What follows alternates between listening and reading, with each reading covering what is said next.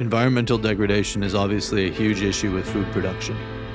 We need to solve problems in our food chains that are causing deforestation, massive water usage, huge energy input to get relatively little energy output. What if the solution to such damage is found in thin air? I'm Oliver Truesdale. I launched a company with Lo and Behold called Regrowth, which is focused on sustainable hospitality. I also head up the F&B Sustainability Council in Singapore. And I'm Mirko Febrile, currently chef partner at Lo and Behold for FICO. All right, guys, so today we're doing a little bit of R&D. Brand new protein called Soline. It's a microbial protein, so super high efficiency. Check it out. Also very colorful, which is kind of cool. Yeah, where's the color from?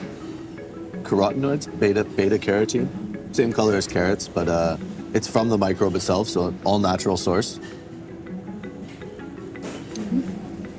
It's nutty and buttery, creamy.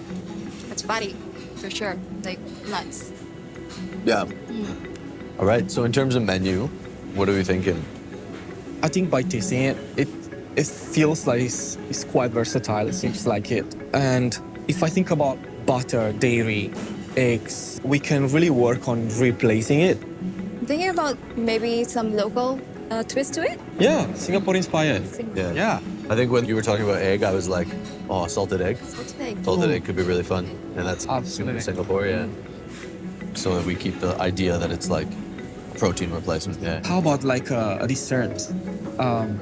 Ice cream comes to mind for sure. Yes. Like I think doing it really pure, like having one course, because we're gonna have courses where it's heavily manipulated, one course where it's just like pure. Yeah. I was also thinking about a pesto. Yeah. Like a rempa, like with coconut milk, lime, chili, take pasta and then adapt it and change it to Singapore. Yeah. And I love it. Yeah? With local herbs. Yeah. Yeah, sweet. All right. Excited. Yeah, let's have some fun.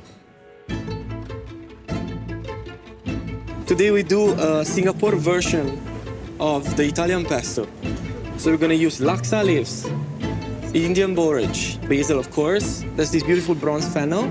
They're all herbs that are farmed here in Singapore.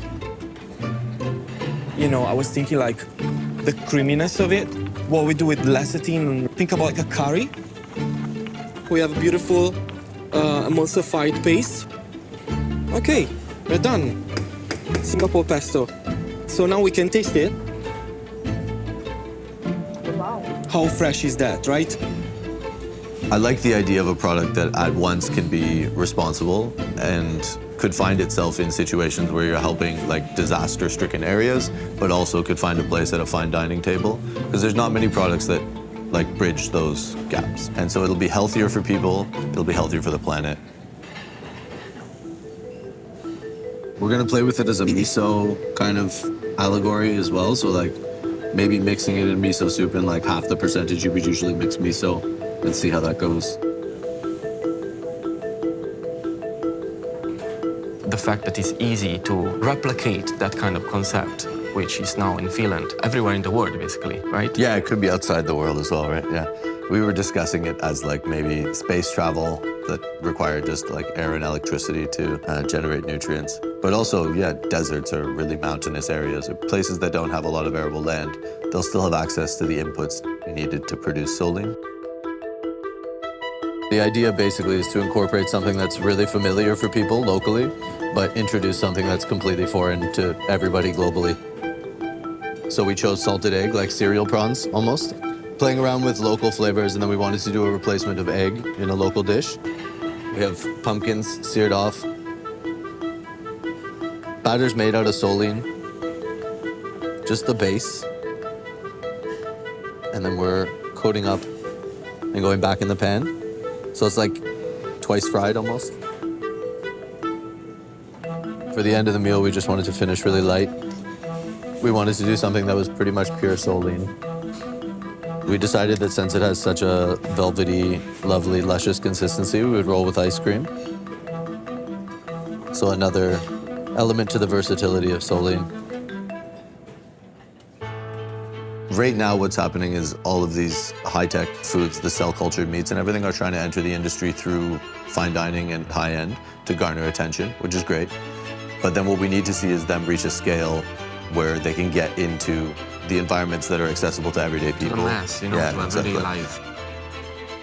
It can be really impactful if big businesses are actually setting the benchmarks. And how can you see the impact of Soline in everyday life of people? I think as a chef, it's absolutely necessary to achieve food responsibility. Definitely Soline has the potential to really change the game here. Make the industry, the food chain, the food production, a more sustainable one, and also like a mindful one.